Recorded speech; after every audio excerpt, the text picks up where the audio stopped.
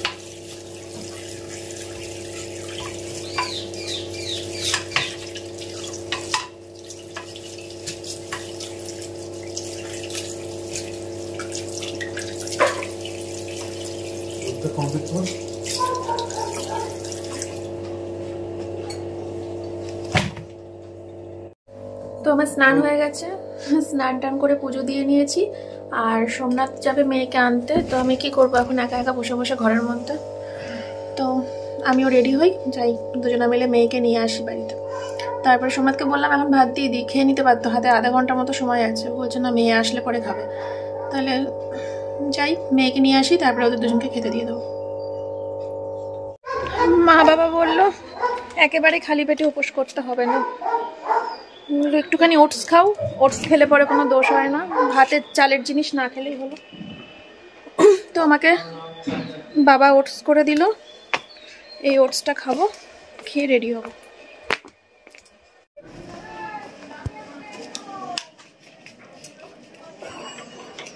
বাড়ি খোলা থাক, দিদি কাজে এসছে, ঘর মুছছে। হ্যাঁ,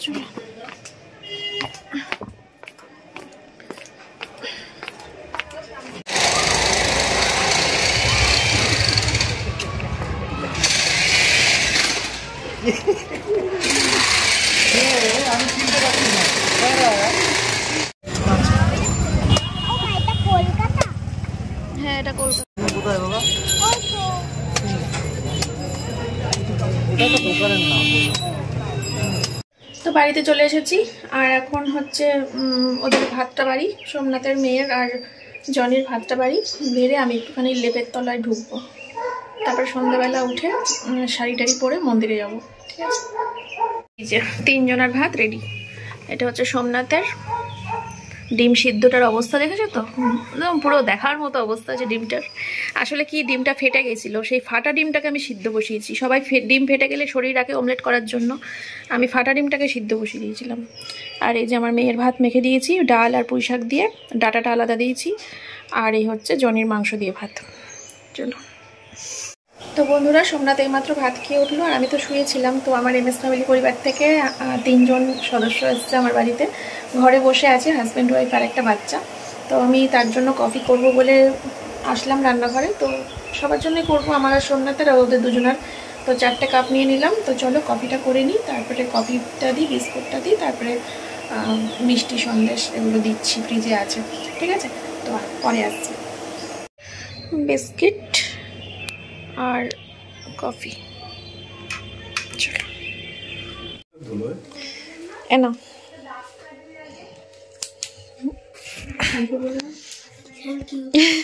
ওয়েলকাম।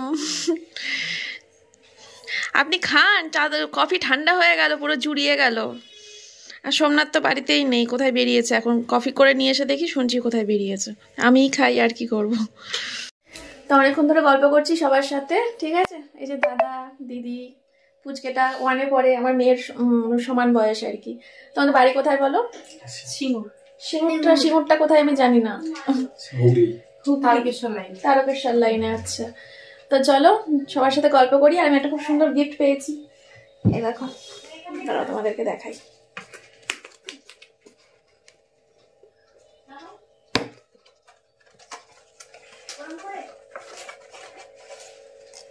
এই দেখো, ব্যাক ক্যামেরাতে দেখালে তোমাদের সুবিধা হবে, দাঁড়াও আসছে।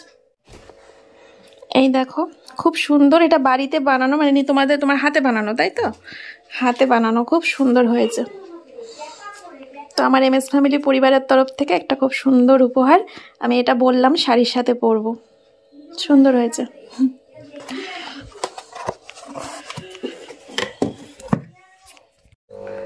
ঘুমিয়ে आँख है भरी भरी और तुम লাগছে তো শাড়ি পরে, দেখলে হবে, খরচা আছে।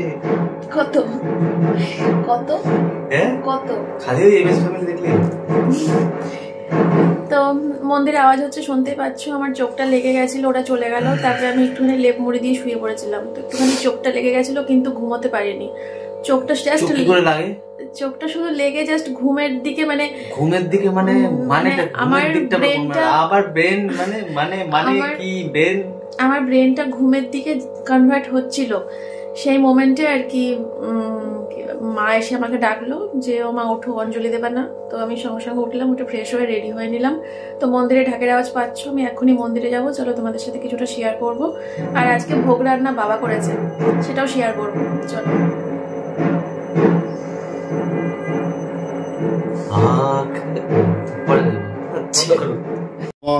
কাল্লৈ নমঃ, ওং নমঃ কপালিল্লৈ নমঃ, ওং নমঃ কুল্লায় নমঃ, ওং নমঃ বিপ্রচিত্তায় নমঃ, ওং নমঃ ওং নমঃ উগ্রায় নমঃ, ওং নমঃ উগ্রনীলায় নমঃ, ওং নমঃ গণায় নমঃ, ওং নমঃ মণিধরি বজ্রিনী মহাপ্রতিষ্ঠায় রক্ষ রক্ষ হুং ফট স্বাহা, ওং নমঃ এতস্মৈং আদর শক্তায় নমঃ।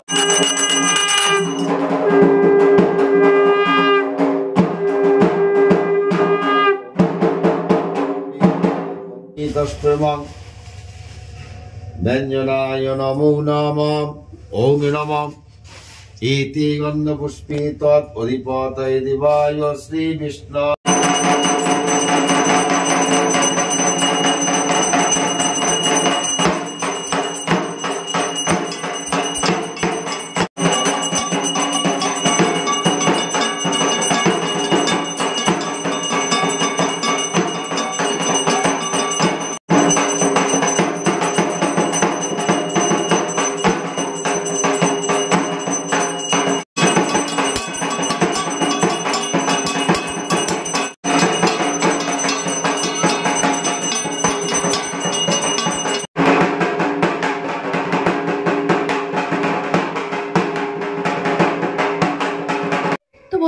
পুজো হয়ে গেছে, অঞ্জলি দিয়েও হয়ে গেছে, আর একটু পরে যাবো হচ্ছে ডিনার করতে।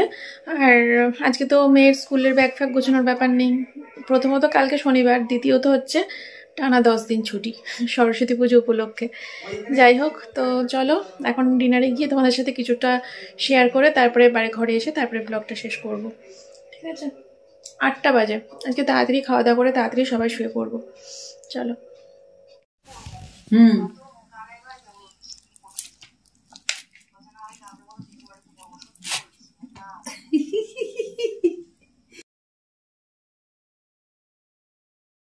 তো ফ্রেন্ডস, খাওয়া দাওয়া কমপ্লিট, আর এখন শুতে আসলাম। তো শুয়ে পড়বো, বিছানা করে রেখে তারপরেই আর কি খেতে গেছিলাম, না খাওয়ার পরে এসে বিছানা করলাম, দিয়ে আসলাম তোমাদের সাথে ভিডিওটা শেষ করতে। তো ভিডিও শেষ করার আগে তোমাদের আজকে সারাদিনের কমেন্ট, যে কমেন্ট দুটো প্রচুর প্রচুর প্রচুর এসেছে, সেই কমেন্ট দুটোর রিপ্লাই দেবো। এক হচ্ছে, তোমরা প্রচুর পরিমাণে বলেছো যে বাবার বাড়িটা রং করে ভুল করছি, রং না করে আমার বাড়িটা দোতলা করে নেওয়া উচিত, ভেঙে নতুন করে দোতলা করা উচিত। তো প্রচুর কমেন্ট করেছো।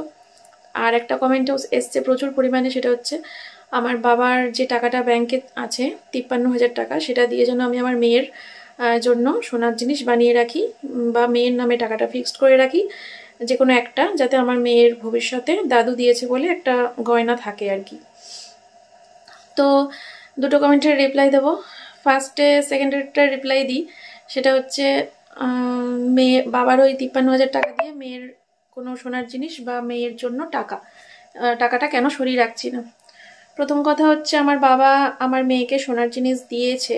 আমার মেয়েকে আমার বাবা একটা সোনার চেন, লকেট, সোনার কানের আর সোনার টিপ, এতগুলো সোনার জিনিস আমার বাবা মেয়েকে দিয়েছিলেন। তো মেয়ের অন্নপ্রাশনে ওই সোনার চেন, লকেট, তারপরে মেয়ের জন্মদিনে একবার দিয়েছে বড় কানের, আরেকবার জন্মদিনে দিয়েছিল সোনার টিপ। তো এগুলো সব সুন্দরভাবে সযত্নে রাখা আছে। এগুলো সব আমার মেয়েকে যখন বাবা দিয়েছিল, তখনই আমি বাবাকে বলেছিলাম যে এগুলো মেয়ে পড়বে, যখন মেয়ে আর কি অনেক বড় হয়ে যাবে, তখন এগুলো সব আমার মেয়েকে দিয়ে বলবো যে এগুলো তোর দাদু তোকে দিয়েছিল। এখন তো ছোট, খুবই ছোট, আর ক্লাস 9-10-এ উঠলেও আমার দেয়াটা ঠিক হবে বলে আমার মনে হয় না। এমনকি কলেজ লাইফে ওঠার পরেও আমার দেয়ার কোনো ইচ্ছে নেই। আরও পরে মিনিমাম 25 বছর বয়স হলে তারপরে আর কি ওগুলো ওকে দেব, তার আগে দেব না। কারণ তার আগে সোনার জিনিসের মূল্যটা আমার মনে হয় ও বুঝবে না। কারণ আমি সোনার জিনিসের মূল্য বুঝেছি অনেক পরে, 25 বছর বয়স পার করে তারপরে বুঝেছি সোনার জিনিসের কি মূল্য। তার আগে হেলাই ফেলাই করতাম। যাই হোক, তো এই কারণে ওগুলো সব সযত্নে রাখা আছে। তো আমার বাবার দেওয়া স্মৃতি হিসেবে আমার মেয়ের অনেক সোনার জিনিস রইলো। আর রইলো হচ্ছে, কেন 53,000 টাকাটা আমি মেয়ের নামে ফিক্স করছি না, যাতে মেয়ের ভবিষ্যতে টাকাটা আর কি ডবল হয়, যাতে আমার মেয়ের কাজে লাগে।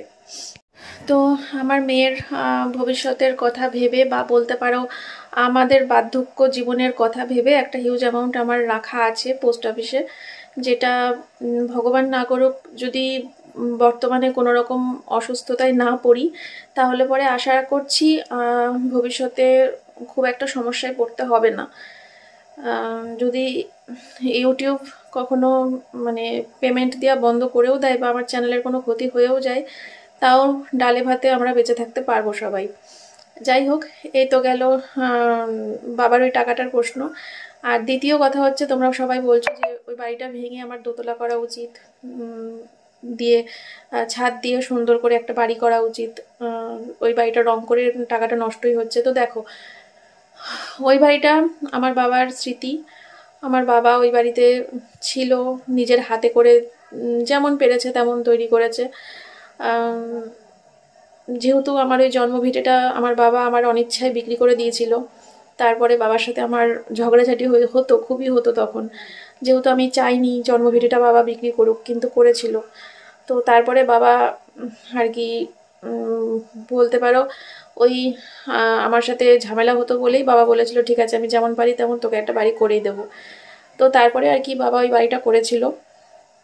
আর তাছাড়া বাবাকে অনেকেই আত্মীয় স্বজন পাড়া প্রতিবেশী বাবাকে খুব বলতো যে দাদা আপনি বাড়িটা বিক্রি করে খুব ভুল করলেন, দাদা আপনি বাড়িটা বিক্রি করে খুব ভুল করলেন, আপনি আপনার মেয়ের একটা কি সুন্দর একটা ভবিষ্যতে একটা শক্তপোক্ত ইয়ে হতো, ঠিকানা হতো, যে না একটা বাড়ি আছে, আমার মা বাবার অবর্তমানে হলেও আমার একটা কি বলবো মানে হেলান দেওয়ার মতো একটা জায়গা রয়েছে।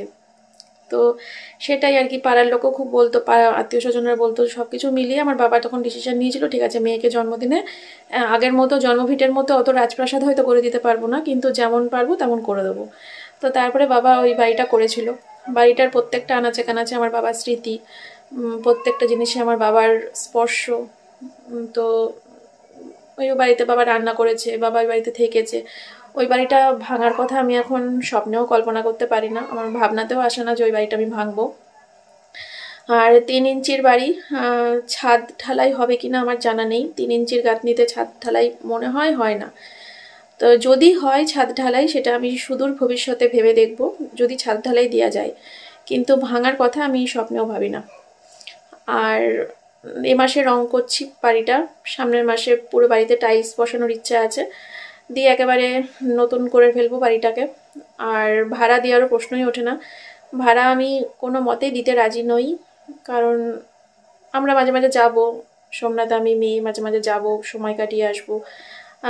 আমাদের আরেকটা অ্যাড্রেস হলো, আমাদের আরেকটা থাকার জায়গা, আমাদের আরেকটা ঘোরার জায়গা, বা আমরা মাঝে মাঝে গেলাম ওখানে গিয়ে সময় কাটিয়ে আসলাম, বা 2 দিন থেকে আসলাম, বা 1 দিন থেকে আসলাম, বা অনেক কাজে অনেক রকম প্রয়োজনে লাগবে, দরকার লাগে, তো থাক, ভাড়া আমি দেব না। কেননা যাদেরকে ভাড়া দেবো তারা আমি তো দেখেছি, ভাড়া দিলে পরে সে কি করবে না করবে, এটা মনের মধ্যে একটা খচখচ করবে।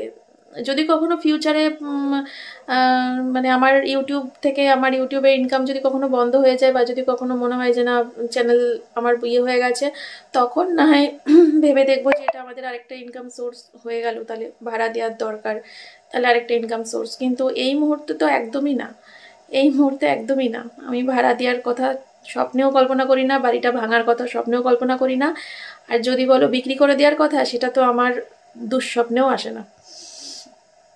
তো যাই হোক, সবাই আশীর্বাদ করো যেন বাড়িটা ভালোভাবে রং করে উঠতে পারি, আর সামনের মাসে যেন টাইলসের কাজটা সুন্দরভাবে কমপ্লিট হয়ে যায়, আর তারপরে যেন একটা খুব ভালো একটা সুন্দর হয়ে যায় সব কিছু।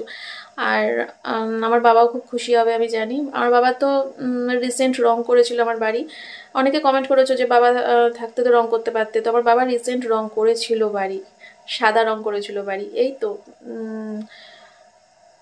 4 মাস মতো আগে বাবা বাড়িটা সাদা রং করেছিল। আমার বাবার ফেভারিট কালার ছিল সাদা, তাই সাদা রং করেছিল। তো যাই হোক, চলো এই দুটো রিপ্লাই তোমাদেরকে দেওয়ার ছিল। চলো শুয়ে পড়ি, আর কথা বলতে পারছি না, খিচুড়িটা একটু বেশি খেয়ে ফেলেছি, পেটের মধ্যে হাইডাই করছে। তো চলো, যদি কিছু ভুল ত্রুটি বলে থাকি, বা যদি কোনো ভুল কিছু বলে থাকি, ভেবে থাকি, তাহলে পরে সেটাও তোমরা কমেন্ট করে বলো। আবার নেক্সট ভিডিওতে অবশ্যই তোমাদের হিউজ পরিমাণে যে কমেন্টগুলো আসে আমি সেগুলোর রিপ্লাই নিশ্চয়ই দিতে থাকবো। চলো আজকের মতো এই পর্যন্ত, সবাই খুব ভালো থেকো, সুস্থ থেকো, দেখা হচ্ছে আগামীকাল নতুন একটা ভিডিওর সাথে। টাটা।